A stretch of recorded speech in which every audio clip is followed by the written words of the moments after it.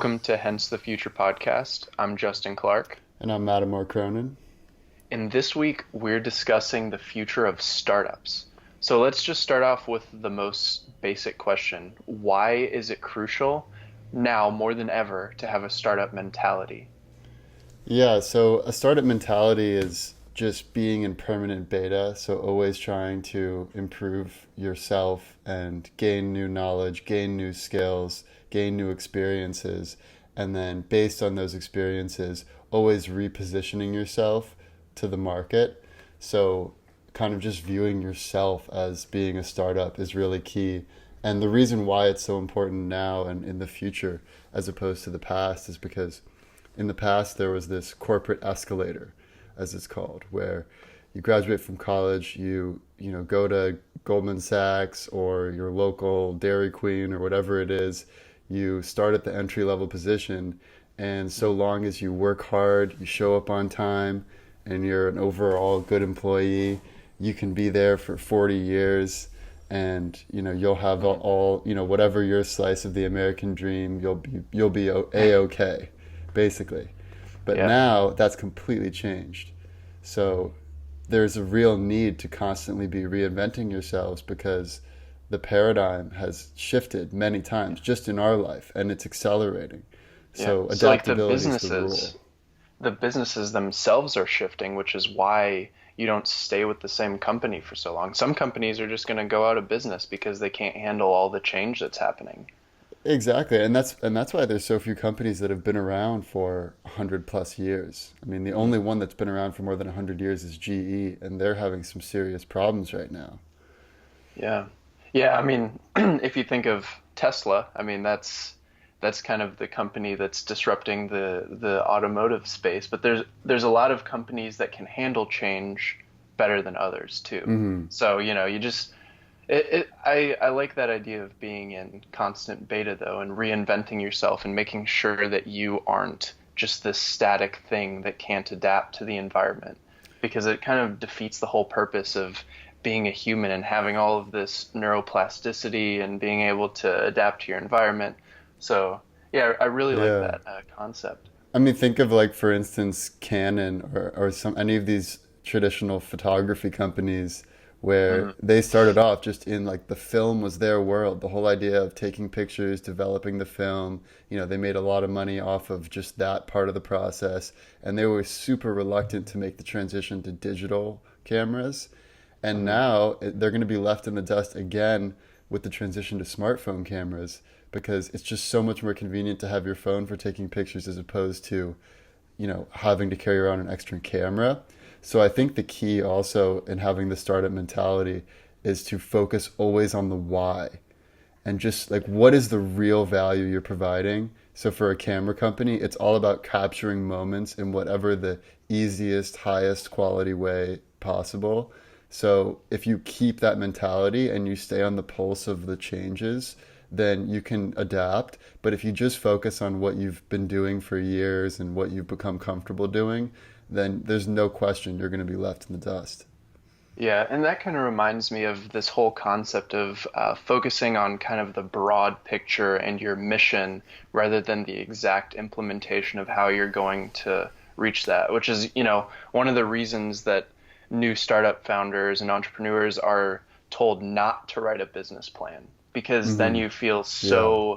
you feel so tied to this very rigid type of thinking, whereas something like we've talked about a couple times is the business model canvas, where you just kind of have Hmm. you have one sheet of paper, and you can just determine all of your key value propositions, your key relationships, your key revenue streams, all of these things that help you kind of see the big picture, but it gives you the flexibility to handle anything, any sort of environment, anything that the market throws at you. Yeah. Um, and that Well, kind yeah, I of, mean, the problem yeah, with goals and goal setting in the form of a business plan or any other form of goal setting is that it's super narrow and it mm, doesn't leave room for error. Like, for mm, instance, if you have a goal to lose 20 pounds by the time summer comes, then by the time summer comes around, if you lost 19 pounds, then that's going to be a failure.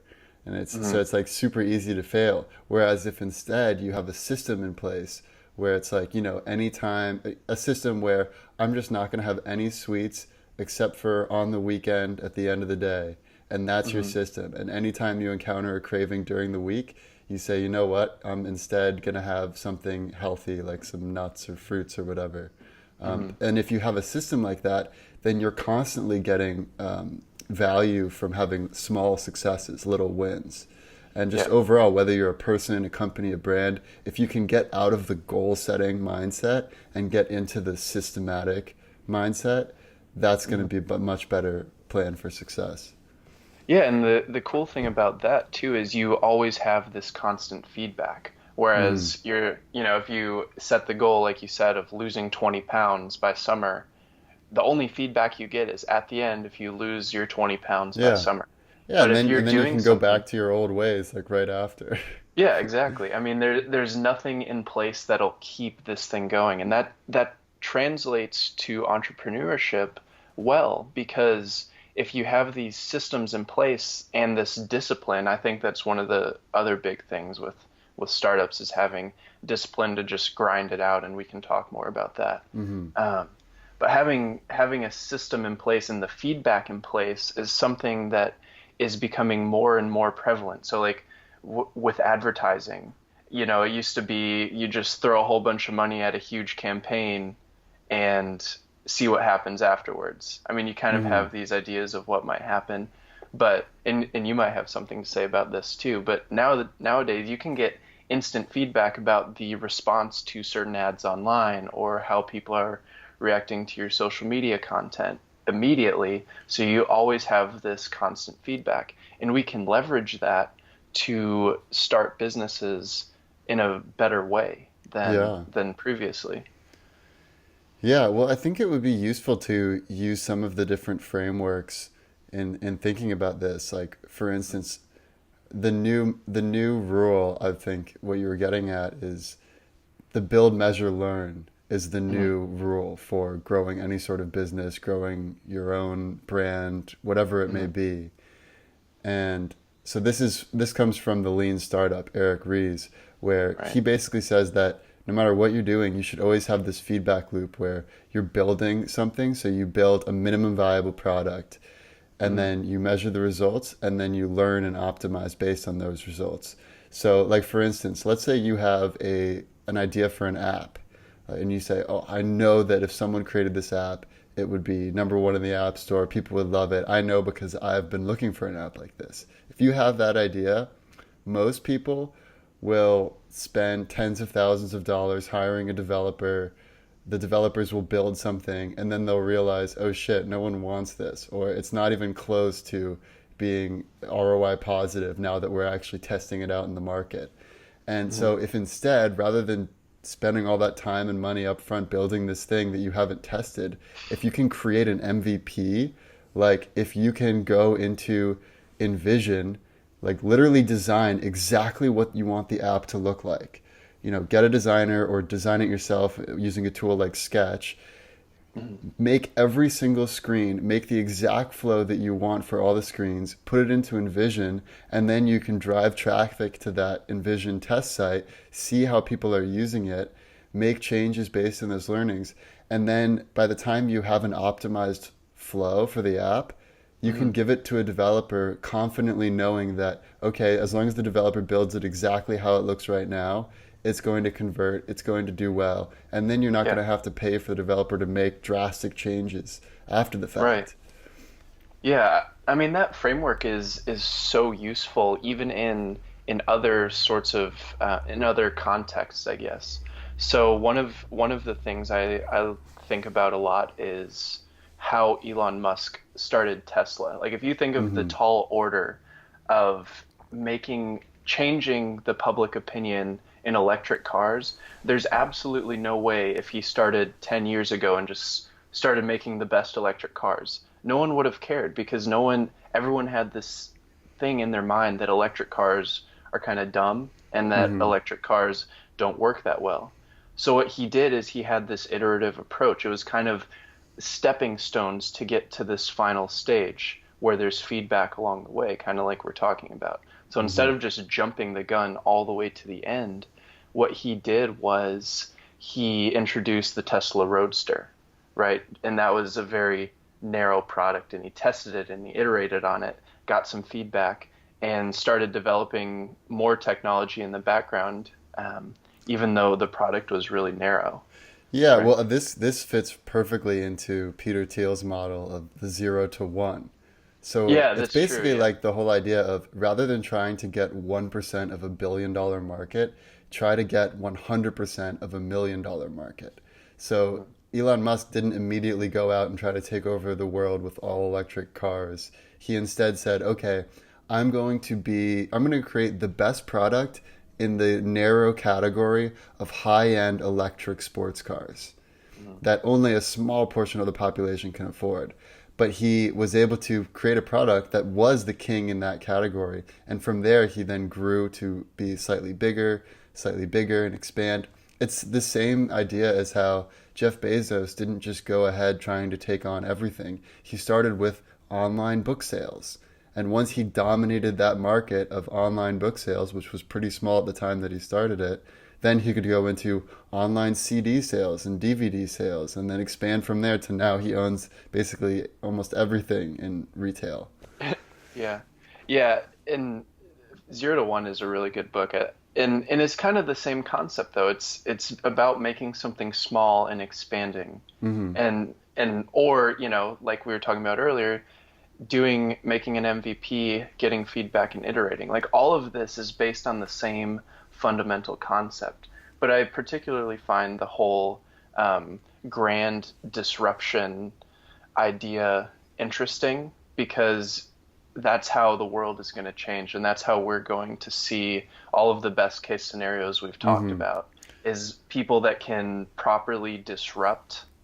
Because if you're trying to, let's say you're a Democrat trying to disrupt the green, the green policies around the country, you're not going to make that change by just jumping the gun and trying to make all of these sweeping changes.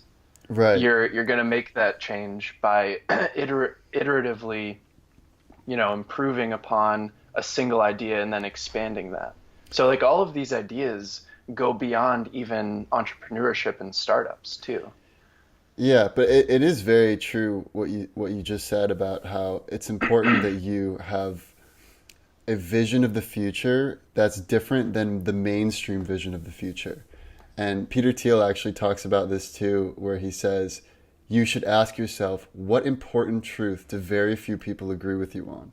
And this is known as the contrarian truth. And any good startup idea begins with a contrarian truth. Because Hmm. if it was mainstream, then it wouldn't be an opportunity, right? Right. So let's say you don't have an idea for a contrarian truth. You know you want to be a startup founder, an entrepreneur, but you don't feel like you have any strong conviction one way or the other. One good way to solve that is to simply have a new bag of experiences. So like Steve Jobs, the famous quote says, you can't have the same bag of experiences as everyone else and expect to create something world changing.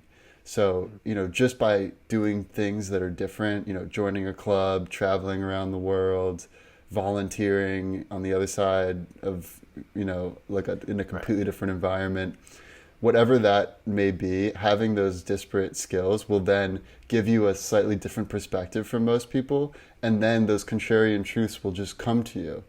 And then you can pursue and test those contrarian truths in the systematic way, like we've talked about, where it's you're building an MVP, you're testing and measuring the MVP, and then you're Hmm. optimizing based on that.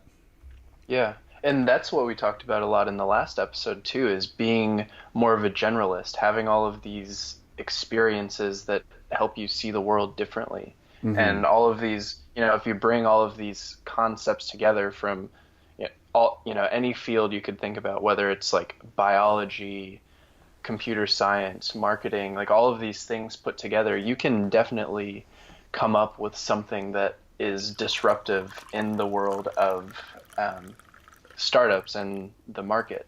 And you can do something that makes lasting change, or you can just do something that you enjoy doing, right? Yeah. You don't necessarily need to disrupt the entire world if you're starting a company. You could just do something that you like doing. Yeah, well, the long tail makes that accessible. So with the internet, you can reach, the most niche groups of people possible. Hmm. And yeah, and I think like as far as why it's important to be a generalist now as opposed to in the past is the same reason why it's never been easier to start a startup. And that is that you can now outsource everything other than your core competency. And I Hmm. think that's going to be one big trend that we see going into the future. Where on the last episode, for people who didn't listen to it, that what we talked about the one person $1 million businesses, where Hmm. one person can have millions of dollars in revenue without having to do much work at all. And I think we're going to Yeah. see that trend increase in the future. Because think about it, if you, for instance, let's say you create some sort of handmade artistic products, you can basically have Amazon do everything outside of you producing them and supplying it to Amazon. The whole Hmm. logistics chain can be handled now without you. Now, it definitely helps if you can drive traffic there and create some, a Right. unique brand identity or competitive advantage, the why behind what you're doing. It all of that is very important. But just logistically speaking, it's never been easier to start a startup because you can just focus on what the one thing that you're better than everyone else at and then Hmm. outsource the rest. Yeah. And the other thing too is even if you don't have the money to outsource everything, right? Like some people just want to bootstrap everything completely and they don't necessarily have the funds to outsource everything. A lot of things are just getting cheaper in general. Hmm. So another reason why it's easier to start a business or anything, for example, in the computing space, if you wanted to start a website or if you wanted to start some sort of app or some sort of, let's say, tech service, you don't need to go buy a whole bunch of hardware and infrastructure to set this up. You can just use something like Amazon Web Services Hmm. and the Google Cloud, and you can have everything just running in a cloud on the world's best hardware, but you didn't have to purchase it. You're just paying a little bit every hour or so, or you Yeah. could pay by the day or by the week or whatever the deal is. You can use these cloud platforms or any sort of other supporting business services to help you scale your Yeah. business Well, and this bootstrap your business. well, this might be a good time to talk about some of our favorite tools with getting started and starting any sort of. Okay. Yeah, so I mean, just in general, you're talking about the cloud. First of all, Mhm. I'll say that I think we both like using the whole Google universe of Oh yeah. whether it's Google Drive, Google Sheets, Google Docs, whatever it Yep. is. That world is very easy to automate and it's very easy to integrate via APIs with whatever other tools you're using. Yep. Also, it's free up to a certain Yeah. level of storage. Yeah. So anyone can start their business on Google for very little money. I mean, you can use GChat. As far as messaging, I prefer Slack to GChat or to Right. email or anything, but that's not a necessity for sure.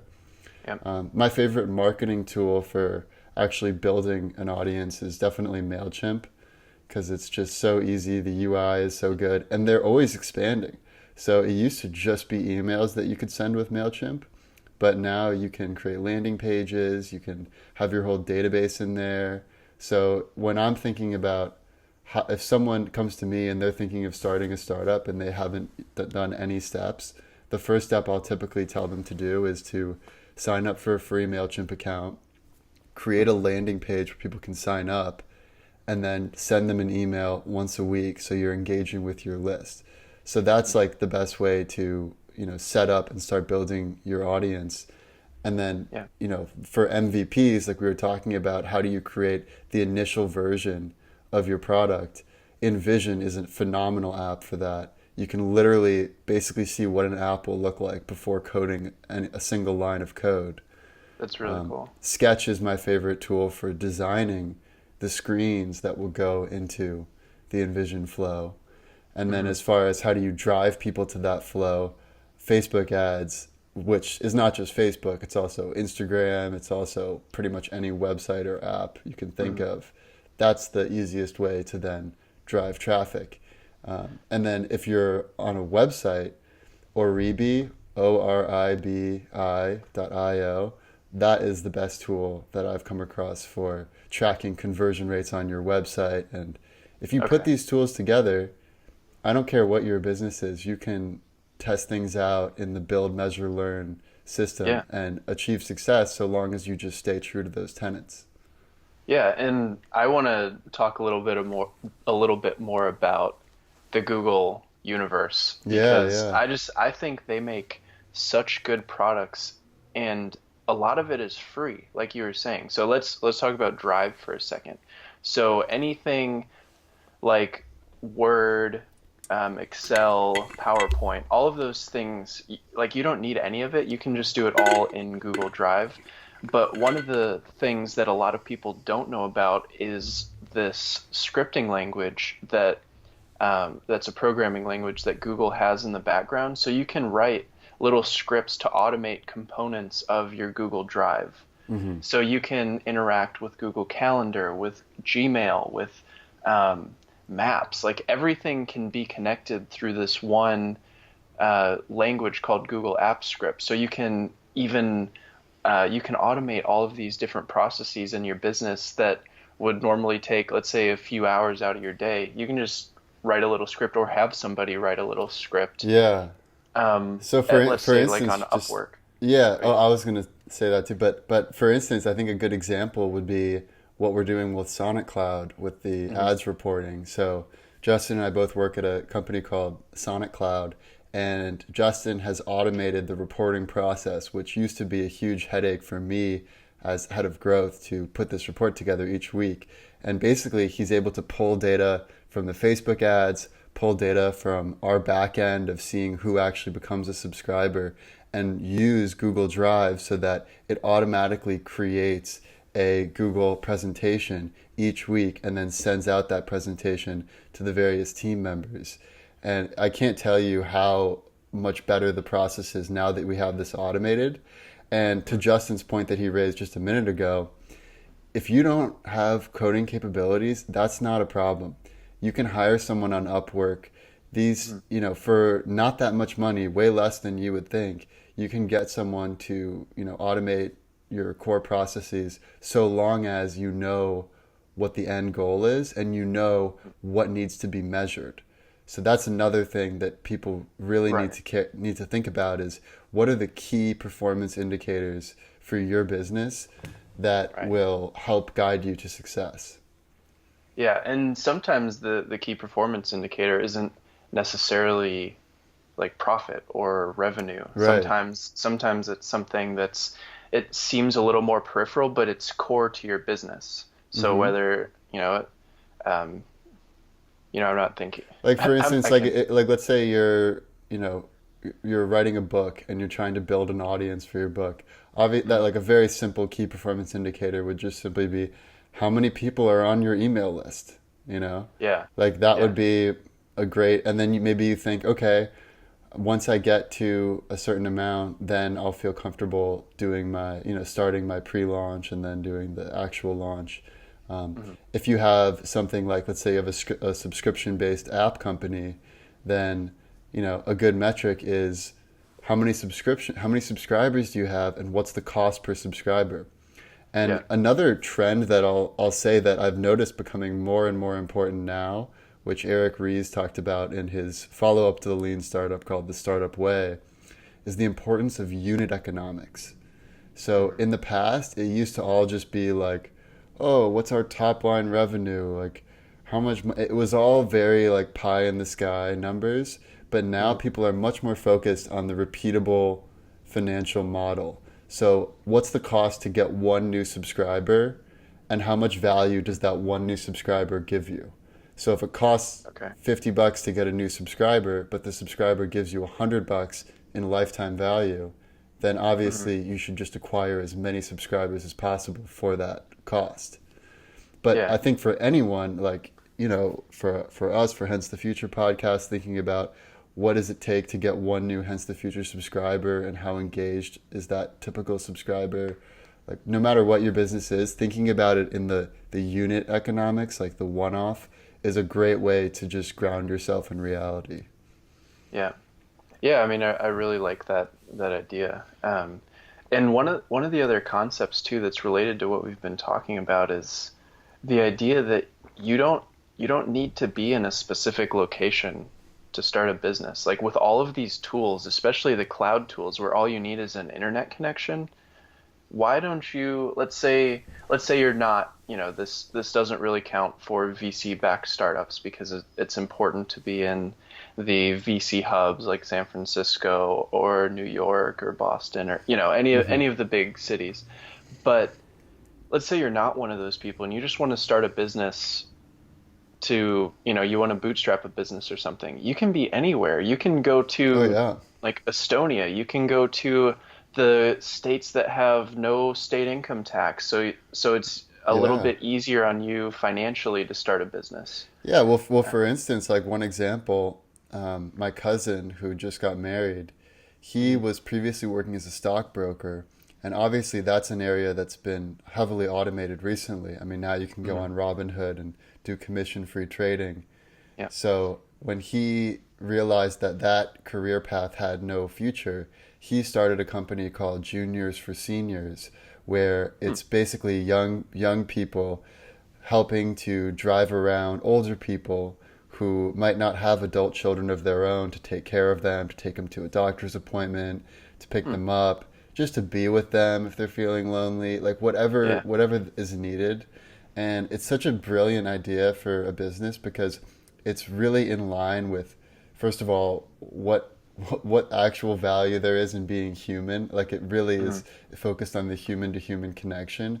And second of all, it really takes advantage of the trends. So the hmm, fact that we have this aging population, and we also have a lot more loneliness and depression, partially as a result of all of this, digital media as opposed to real face to yeah. face, meaningful human interactions.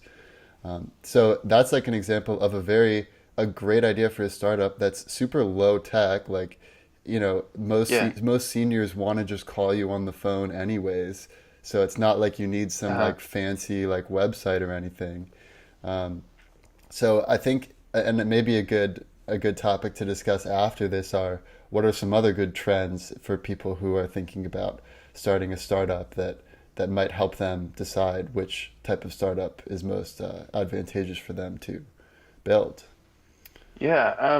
Well, so one quick thing before we get into those, um, to kind of touch on your point and what I was saying about the remote work, we do need human connections. Like that's Hmm. an awesome business that your cousin started because people do need these connections. And one of the more negative trends with an increasingly digital economy and people working remotely is things are just a little lonelier.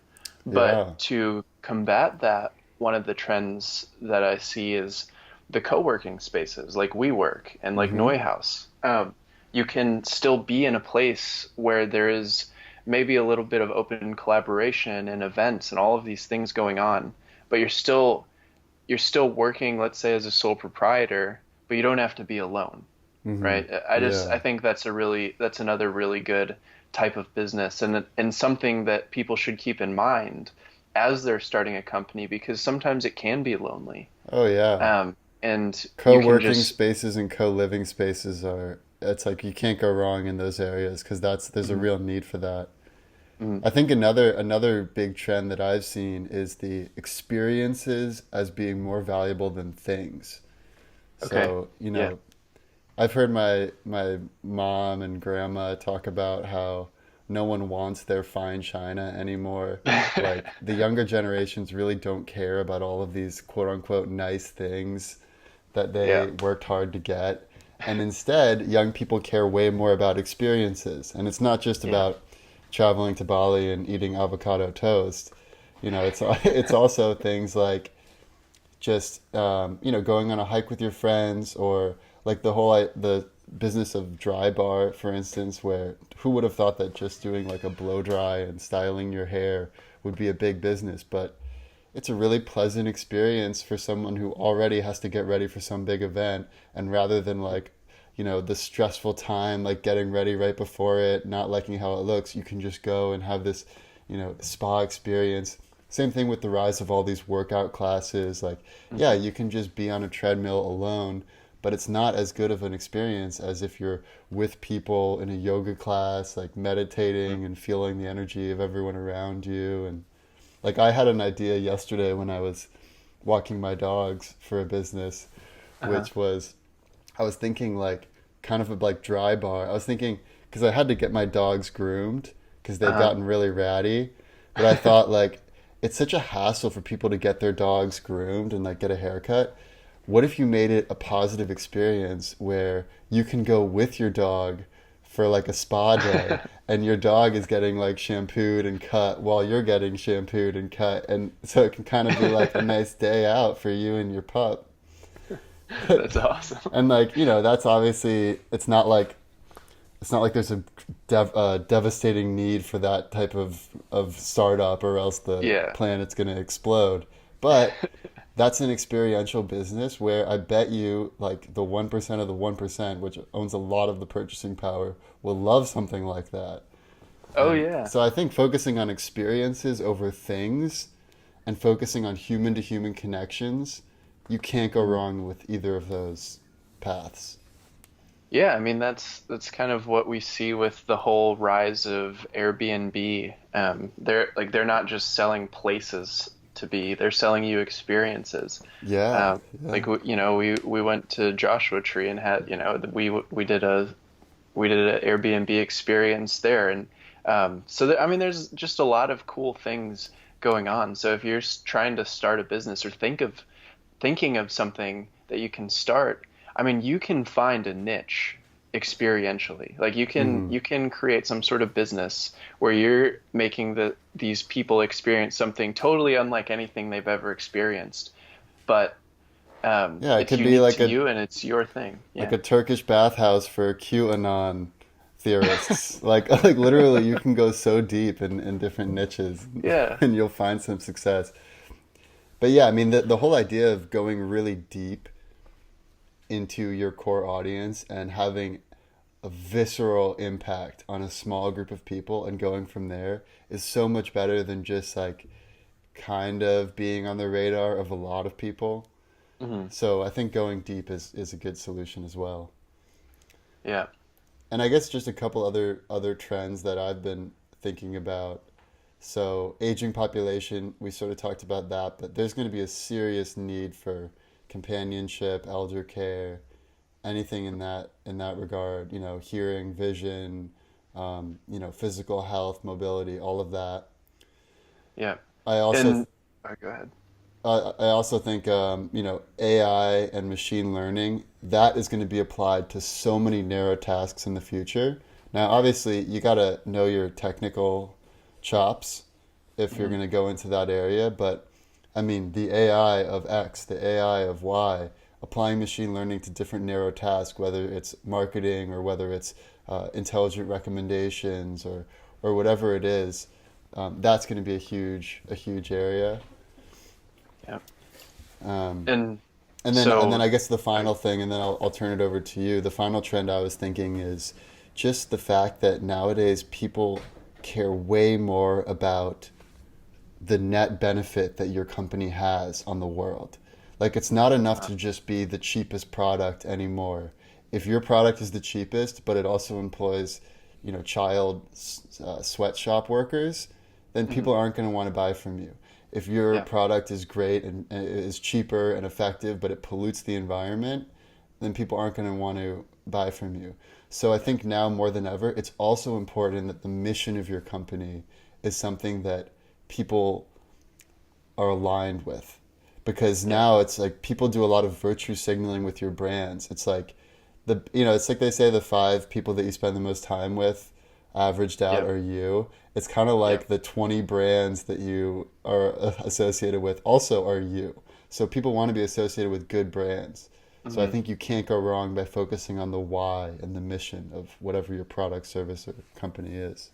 Yeah. Yeah. I mean, I totally agree with all of that. And to kind of expand a little bit on what you were saying, um, so with all of these trends going forward, it makes sense for some people to almost be a supporting. business. Like for Hmm. so you brought up the example of the machine learning and AI. That's a very specific skill set, and I think there are fewer people that are experts in machine learning and AI than people actually think there are. I know there's a huge rise in people, trying to be data scientists and machine learning experts, but there's not that many who are truly experts in the field.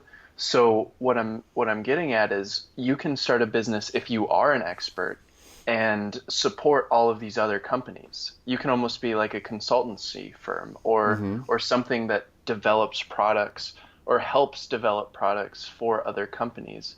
Or Yeah. you develop a platform, like some sort of analytics platform so Yeah, anybody can use it. like for instance, one easy area could be you could start your own QA testing company, and all you Yeah. got to do is buy like 10 different types of phones and then Mhm. just be willing to relentlessly go through different apps and note any bugs that you come across.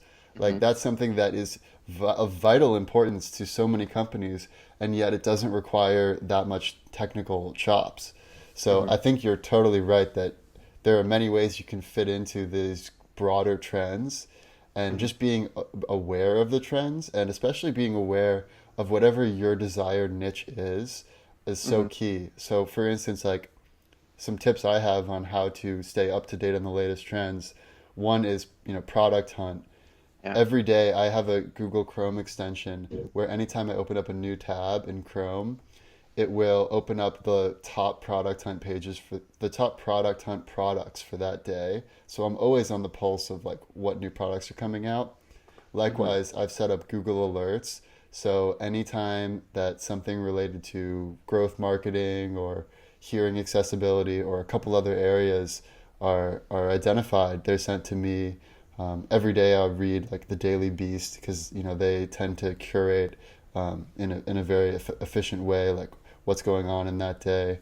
Mhm. Are there any particular tips you have in that area? I mean, one of the things that I at least do myself, it works, it seems to work for me, is I just like learning about a broad range of things Mm-hmm. and understanding the fundamentals of things.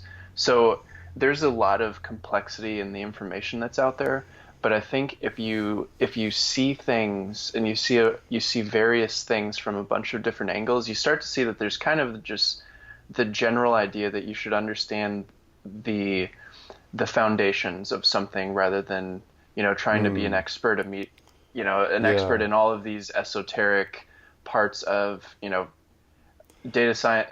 Data science is kind of what I Well, do. this So, kind of gets back to being a generalist, right? Like you well, can't be an yeah, yeah, effective generalist unless you know the basics of what a developer does, even if you have no intention of being a developer. yeah.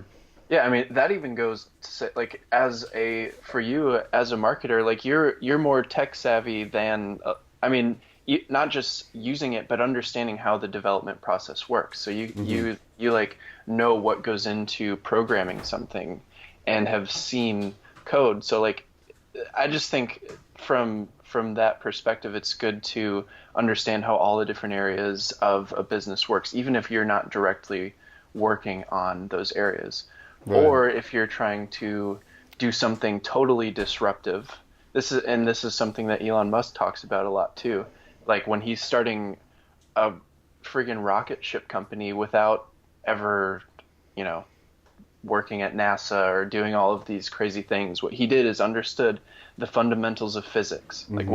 what are the basic laws of nature that I should understand and how can we work with these? Because if you get bogged down with all of the industry dogma rather than going back to first principles, like Right. you're Right. going to be in with everybody else. Like you can't truly be disruptive if Oh you're yeah. working on all of these like band-aid solutions rather than going back to the core of whatever you're trying to do.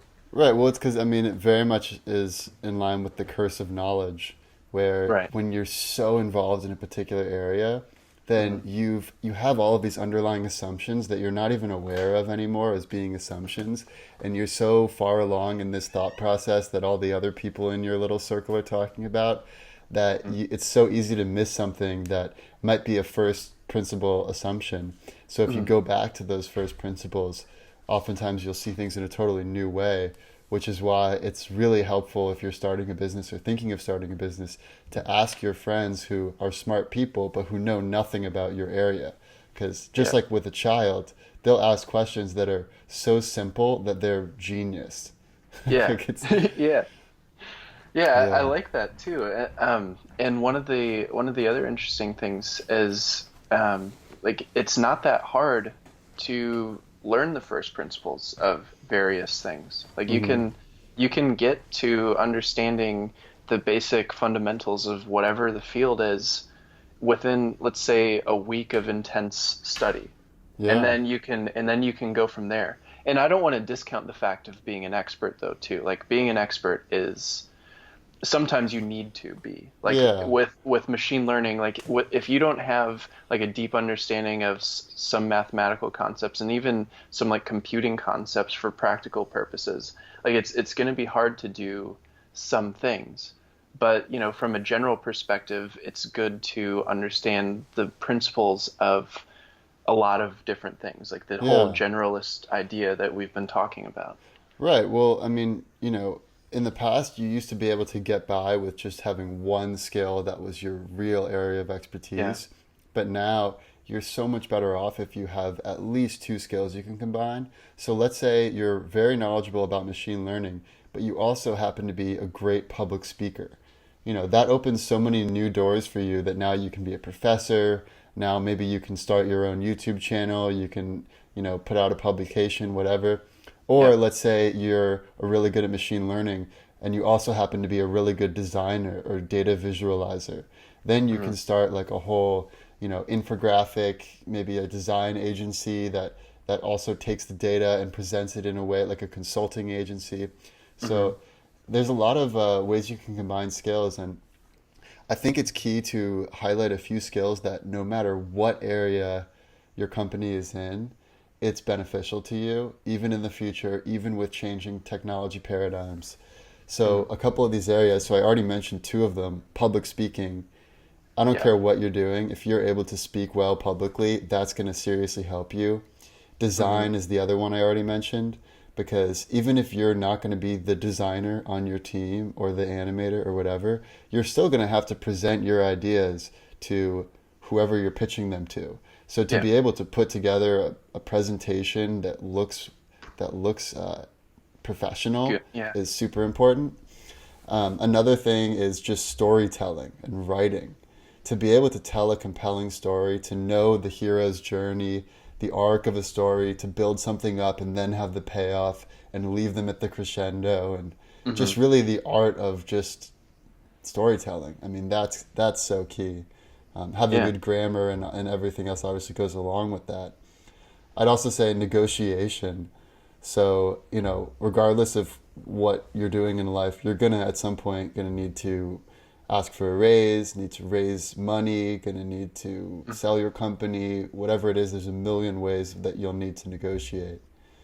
And and then finally, I would say creativity is the other one, and just being in general an idea machine. And a lot of that comes from having domain knowledge in multiple areas, so you can Yeah. sort of, as James Altucher says, like have ideas and then have your ideas have sex with each other to create new, better ideas. I like that. Yeah, I mean, there've been so many innovations that take place at the intersection of different ideas, like the design of networks and I think electrical networks were based off of ant colonies and ant travel because they kind of naturally optimize things. So if you bring biology and computer networking, they just kind of mesh into this awesome idea that brings out great innovation. Hmm. But I totally agree with what you're saying. It sounds like you're getting at like you need to be good at these soft skills, and these Mm. soft skills are almost they're hard. You just need to do them to get better. And I've personally struggled as more of a tech person and an introvert that I've had to work on my speaking abilities and my public and my storytelling So, I totally agree Well, I've with what noticed you're like saying. just through doing this podcast that your public speaking has gotten so much better just from like the first episodes till now. I Yeah. mean, mine has too. Um, so I think that's also a good learning where, oh, okay, so there's another part of this paradigm that I want to talk about, which is what Okay. I call mind businesses, which you can kind of do to the side of product or service businesses. Uh-huh. And the way I think of a mind business is like, imagine you have like a bunch of vinyl records and you're like flipping through them to find one that is right for that moment in that Uh-huh. situation, but imagine like each of them is a different mind. And like that's really what it is when you're choosing a book to read or a podcast to listen Yeah. to or a comedian to watch. Basically you're stepping inside that person's brain and looking at the world through their eyes and ears. Mhm. And I think now, like, the reason I consider this a different business category is because knowledge itself is its own realm where people want to take people want the curated version of what they need to know in any given area, and by reading someone's book, listening to their podcast, watching their stand-up set, whatever it is, you can then take like basically the highlights of all the work that they've put into and gain from all of those learnings. So if you're someone that's considering something like this, like let's say you have, I mean, Justin and I had an interest in the future, and we found ourselves always talking about the future and the latest technological changes before we even started this podcast. So we thought, well, hey, we're already having these conversations anyways. Why not record them and put it out there? Yeah. And not only will it help us build a little bit of an audience for ourselves and help hopefully, give a greater level of understanding, Mhm. but it will also be a way for us to continuously hone our own skills, whether it's public Right. speaking or predicting the future or analyzing data or whatever it may Yeah. be. Yeah, and to kind of talk about one more thing that I think is super important. Um, the art of meta learning, learning how to learn is one of those Mm, other skills that I think is totally necessary if you're going to thrive in this quickly changing environment.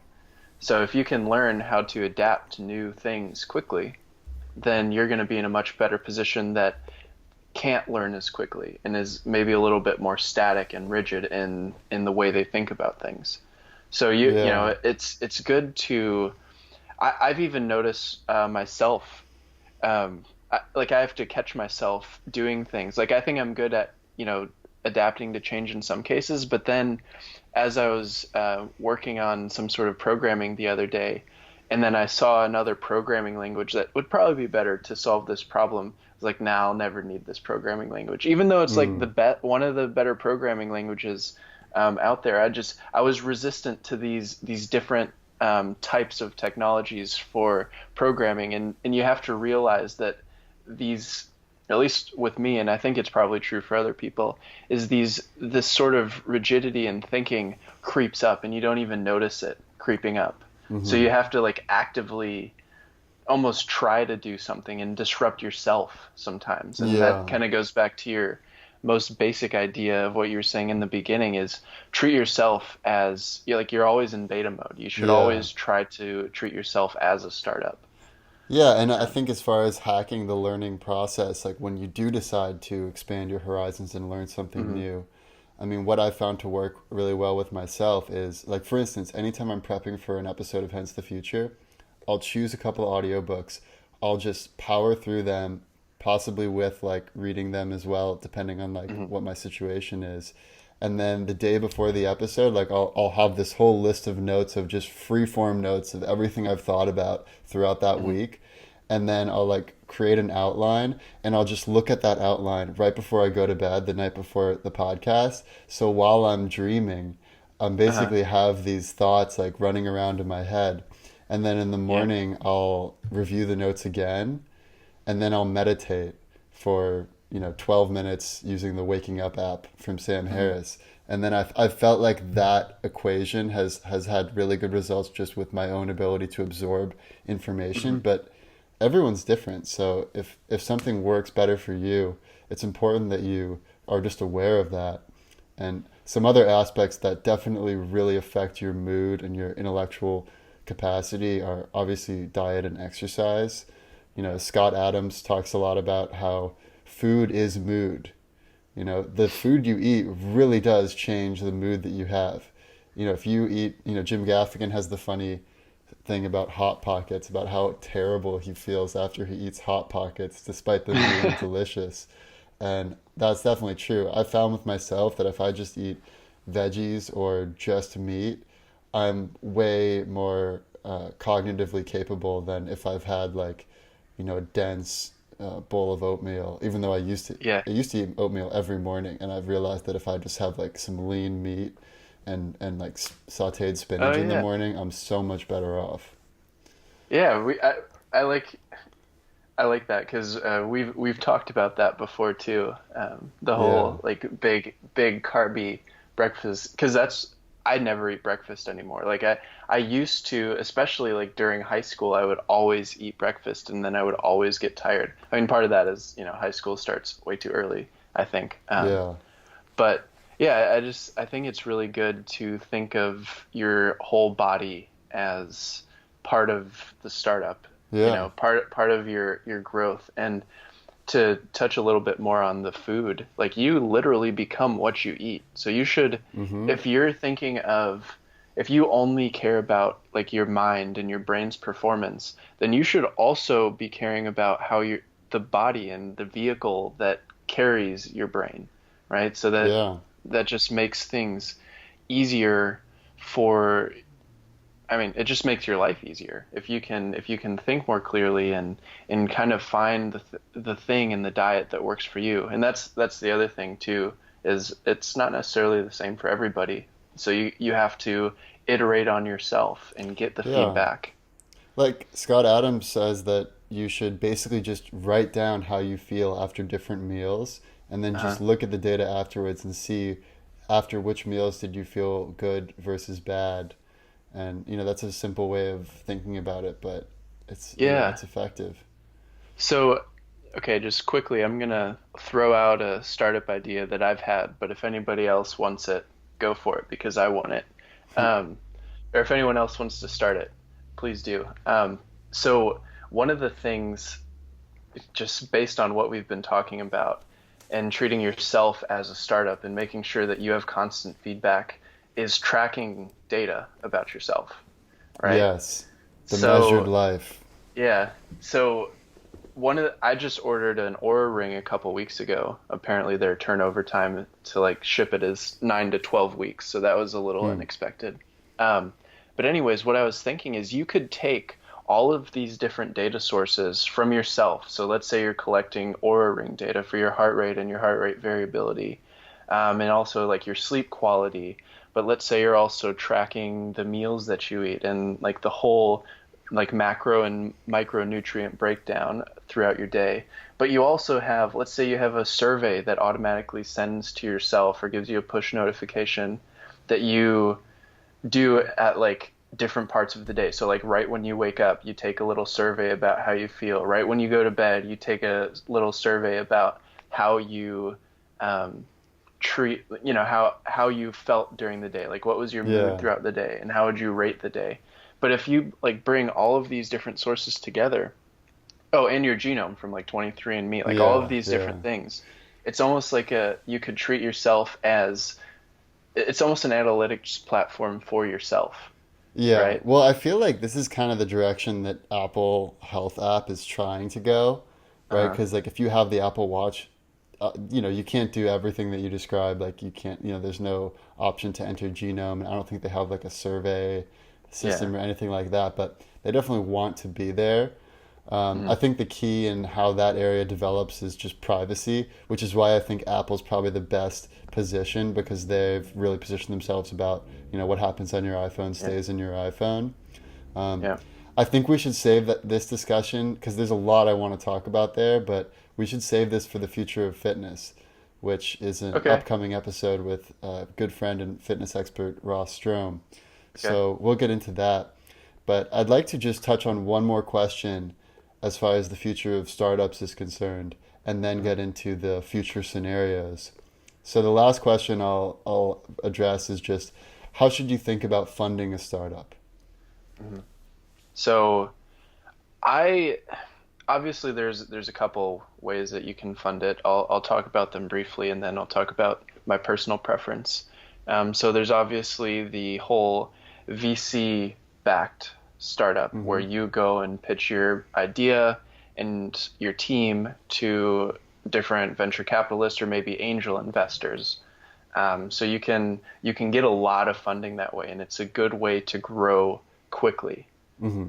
Um, and then there's also the another way to do it, which, I don't recommend this at all, is to take out a loan and start a business, Hmm. right? So there's a huge risk assessment that you need to do there Or use because like credit card debt is another way of yeah, debt financing. I mean some people have had success in there, but you hear about those It's successes, but you really don't hear risky. about you don't hear about the vast number of failures and like the lives ruined from taking out a big debt, a big loan, because let's say your business doesn't succeed, you're still liable for the Yeah. money. Well, So apparently, I think debt financing makes sense if your business has capital that you can put up against the debt. So, like, if you're starting some new type of machine, like a new type of boiler maker company, then mhm, you have some real assets that if the business goes south, at least you can sell your boiler makers and whatever machinery you've used yeah, to buy.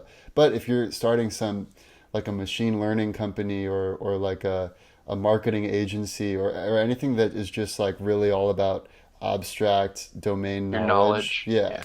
then it's a bad idea. I agree to finance via debt. Yeah, and I mean, so there's one last thing that I particularly like thinking about, and that's a bootstrap startup. So Hmm. if let's say you're a generalist enough to be able to do several different things and build something, right? That's the big thing, is being able to build something yourself or with a small team, Hmm. um, that makes money from the get-go. Yeah. So let's say the first step you have, it's not necessarily your grand vision, but your first step is to make a product that sells and can bring in revenue to your business. The next step from there is to iterate and scale, but only based on the cash flow that you're generating yourself. Yeah. So you can start from a smaller point, and I think this is something that the masses should think about a little bit more, because not everybody has access to VCs and angel Well, capital not everyone or has angel access investors. to bootstrapping their startup also. Like, like it Right. worked well for someone like Elon Musk who already had a big payout from PayPal to achieve his vision of Tesla. But then again, Yeah. that was a pretty grand vision. If your vision is just to start like a A food marketing truck. agency or a Yeah. food truck, well, a food truck actually has more capital investment. That's probably true. So like you do have to have money if you're going to start something like a food truck company. It's not like anyone can just bootstrap that. But if you're Yeah. starting something that's like a service-based company, like a marketing agency or some sort of other consultancy or whatever, or like Mhm. like the idea we had earlier of like if you're a QA tester for different Yeah. apps. There are lots, or the elder care, like helping elderly people. All of Yeah. those would be really easy to bootstrap. I think And that's right, a vast majority of businesses too, though. Is yeah, yeah. anyway, sorry, go ahead. But if you have a grand vision, like you're trying to build a new internet, or you're trying to solve the Right. healthcare crisis, or you're Right. trying to save the planet via electric cars and solar panels, if your Hmm. idea is something like that, then it definitely makes sense to think about institutional investors. Hmm. The one thing that really stuck out to me after, especially hearing the whole Theranos story of Yeah. that startup, is that by getting big investor money, it makes you really good at spending money. It doesn't make you really good at making a profit by and Yeah. large. So, And a lot of times the incentives are misaligned. So because the yeah. investors eventually want their money back, right? So instead of maybe having a vision that is 20 years long, you need to compress that into 4 to 7 years, so the Right. investors can get a return on their investment. So Yeah, there's a lot of things to consider. and there are some other options that haven't been discussed Mhm. yet. So there's also crowdfunding. And Yeah. you can do traditional crowdfunding via a Kickstarter campaign. So this is a great idea if you have a new idea for a product that, maybe it costs $100,000, $200,000 to build, but which is, more than you can bootstrap, but not so much that you would have to get an institutional investor. That's the perfect kind of startup to do crowdfunding. And with Kickstarter and Indiegogo, you don't give up any like equity or anything. You're just getting people who also believe in the idea, and in exchange, you'll give them one of the first versions of the product, typically. Hmm. Another way that's the newest version is equity crowdfunding. And my Yeah. sister works at an equity crowdfunding company called Start Engine. And Hmm. that's very cool because it's sort of like the investor model, except it's not like you just have a few big investors that you're going to who oftentimes have a lot of influence in how you run your company. Instead, you're going directly to the masses and you're democratizing your company so that everyone owns, let's say, like, a tenth of a percent of your company. And that can be a great way to build just a groundswell of support for your company because people are really invested. Hmm. And so I think those are all good options. And I Yeah. guess another one would be like sort of a light version of the investor is if you go to like friends and family and just Yeah. like the people immediately around you, if you don't need that much, the tricky thing there is that it could destroy those relationships if it doesn't turn Yeah. out well. So I wouldn't Yeah. necessarily recommend that.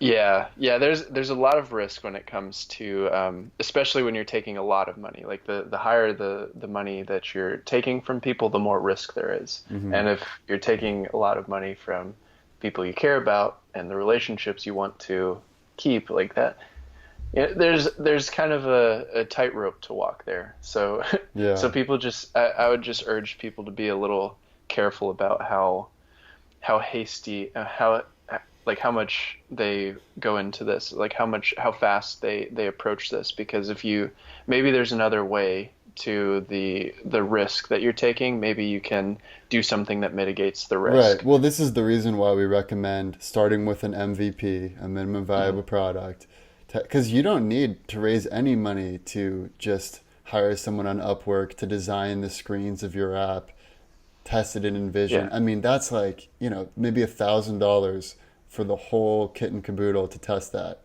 Hmm. So there are ways to do this where you don't have to go into a debt right away. The key is to focus on learning and viewing yourself and your startup as always in beta mode and always a focus on learning and Yeah. systems as opposed to goals. So Yeah. I think now would be a good point to take a quick break and then get into the worst case, best case, and most likely future scenarios. All right, let's get into the worst case scenario.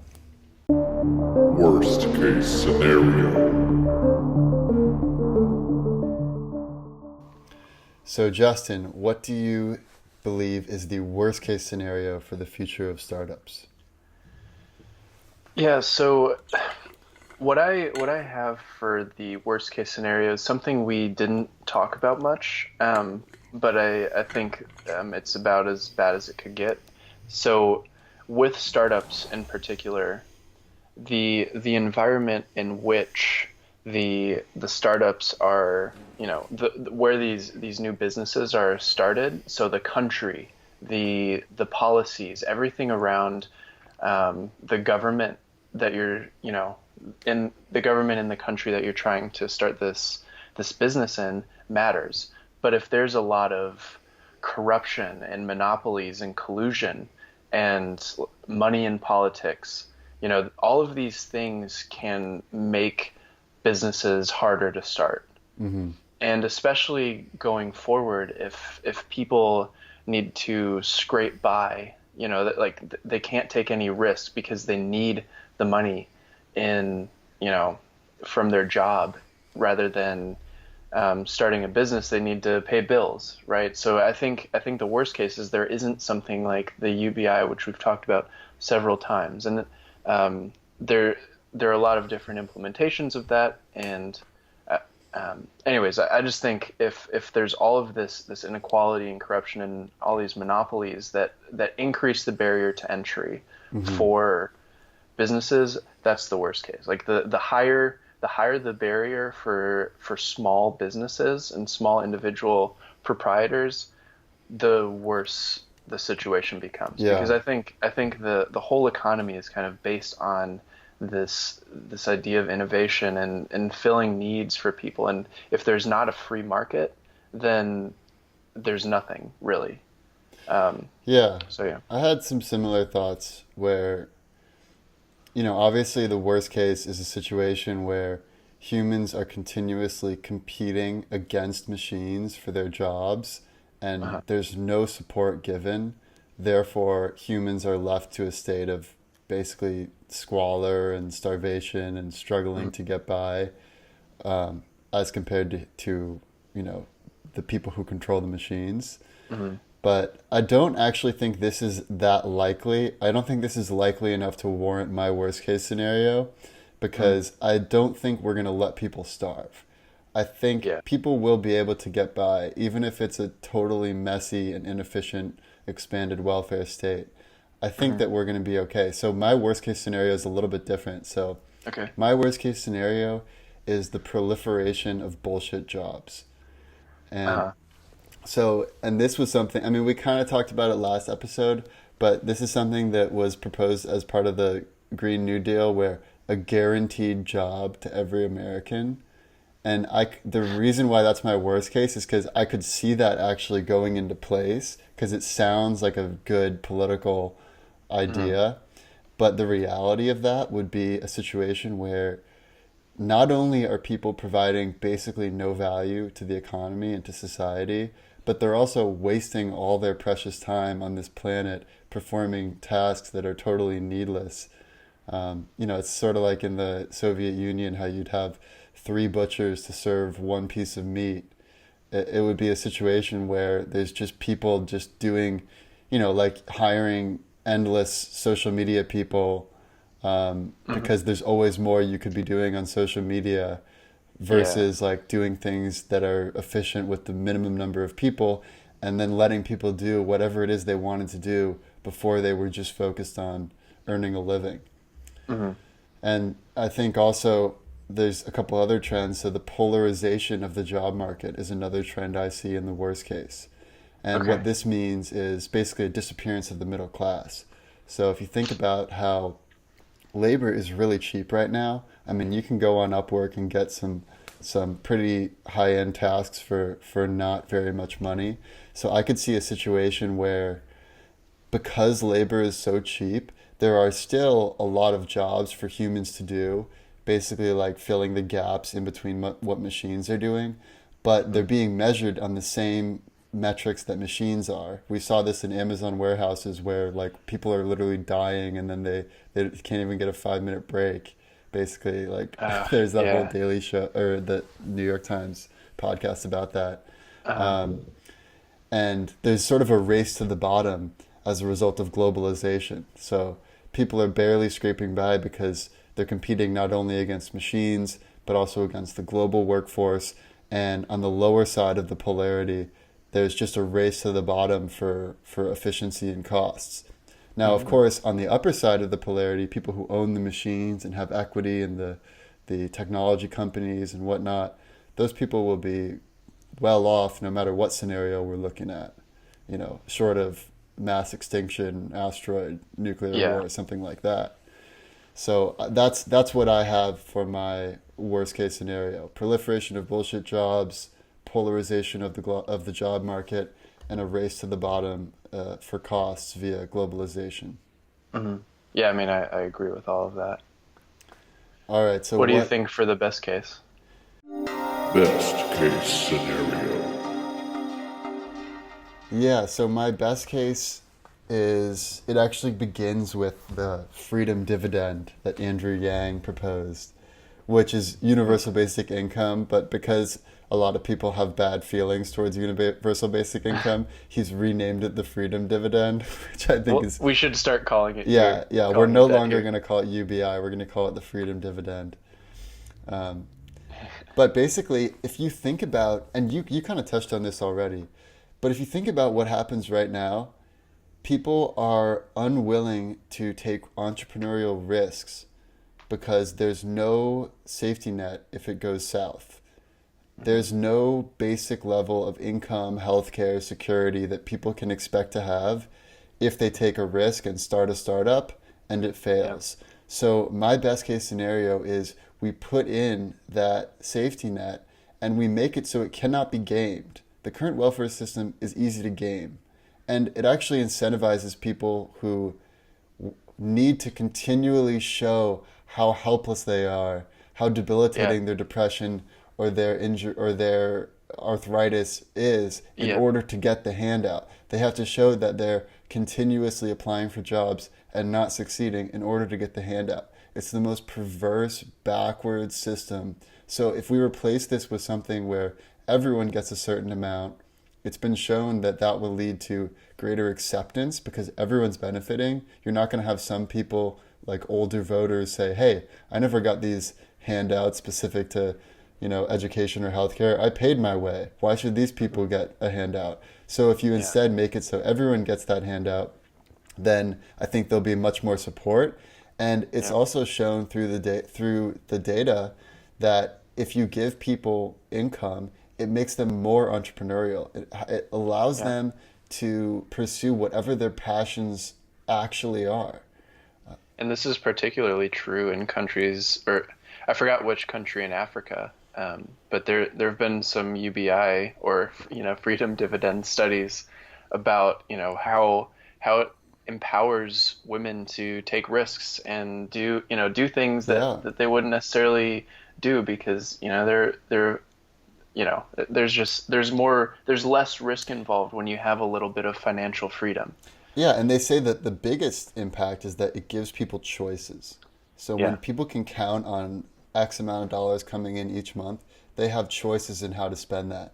They did one study with these 13 homeless people on the streets of London who were just the biggest stigma to society, where they estimated that the costs from the civil services or social services, all of the damage that they caused in rabble rousing and helping them out, and Hmm. all the costs far exceeded what they would have had to pay with the freedom dividend or UBI. And then once they did this experiment where they actually gave them like $3,000 a month or whatever it was, they found that they were super frugal with how they spent it. Like they had only spent like $500 in the first year out of like the money they had gotten. And they ended up having a much better situation. I think 7 of the 13 were no longer homeless after a year after the study.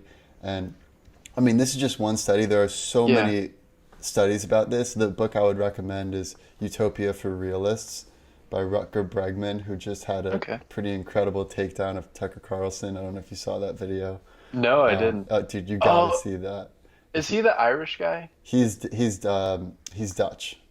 Dutch, okay. Yeah, Actually, yes, I did. I did see clips of that. I didn't see the whole yeah, interview though. All I yeah. remember is hearing Tucker Carlson go completely nuts at the end and all this profanity, Well, it like was yelling all so this great profanity at because him. Rutger Bregman, this Dutch historian, just calmly explains exactly what motivates Tucker Carlson, that he's a millionaire funded by billionaires, and the only thing that is really matters is taxes. Everything else is kind of bullshit. And Mhm. as a millionaire owned by billionaires, his whole role is to basically scapegoat immigrants and not talk about taxing the Yeah, rich or getting rid of tax loopholes or any of the stuff that will actually create change, and instead just sort of divert them to, racist underpinnings. And but like the way he does it so calmly and using facts and data is the most applaudable yeah. performance that I've seen in a long time. I But need to his go whole, watch that whole thing. yeah, but anyways, just to bring it home, his whole thesis around giving people enough choices so that they can pursue whatever they're most passionate about in life, I think that would spark an unprecedented level of innovation and prosperity in this country. So, and I think it's something that is actually quite plausible. If we make a few key changes, I think we can get there. So that's my best case scenario. I'm hopeful that the most likely is not far off from that.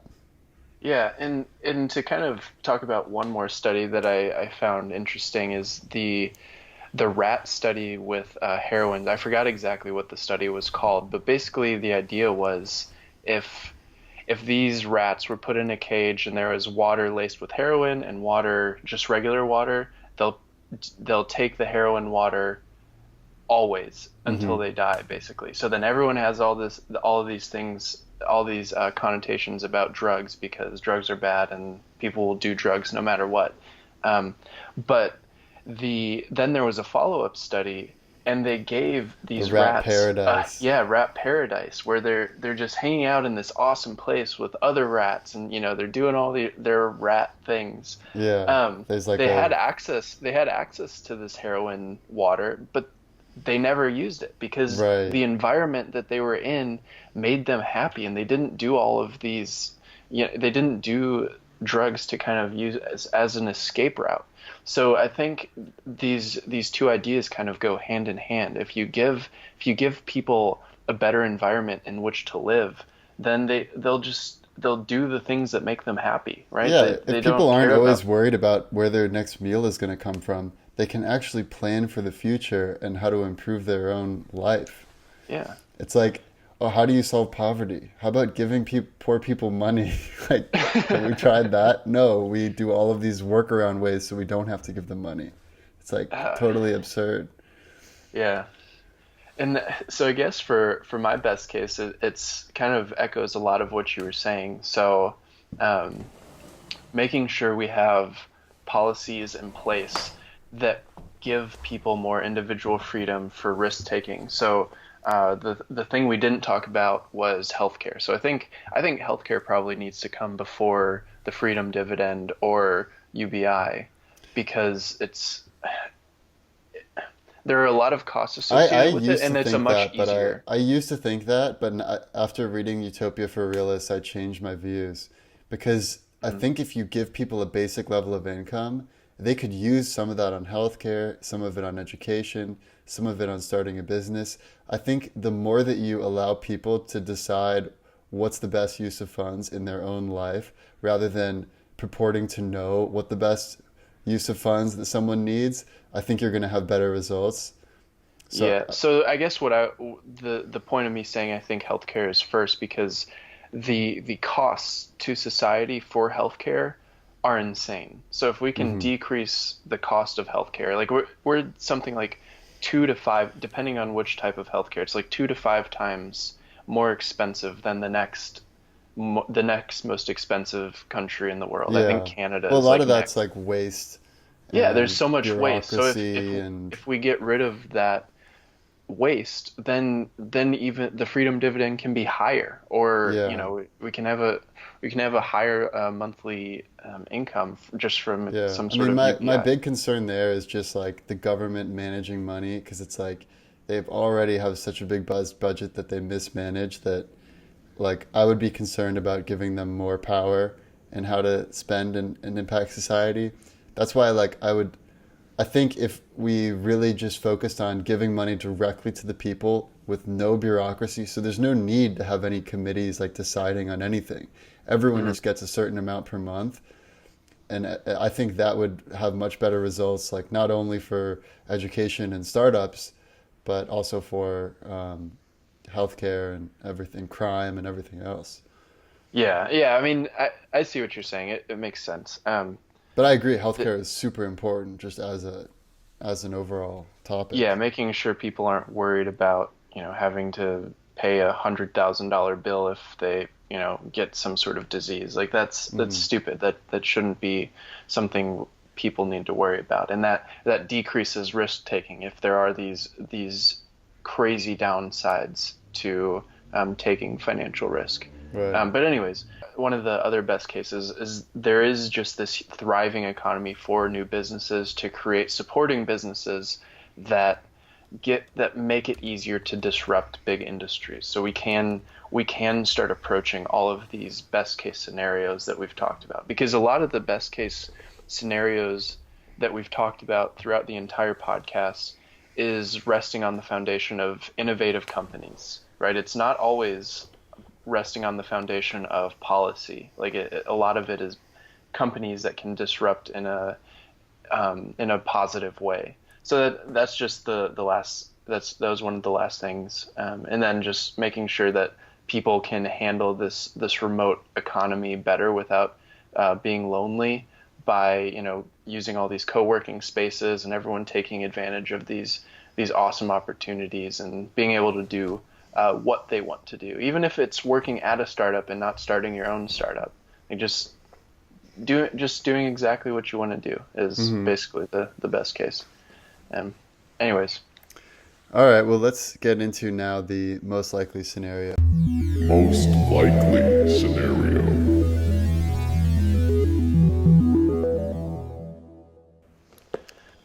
So for my most likely, it was somewhere in the middle. I think some countries will be better than others.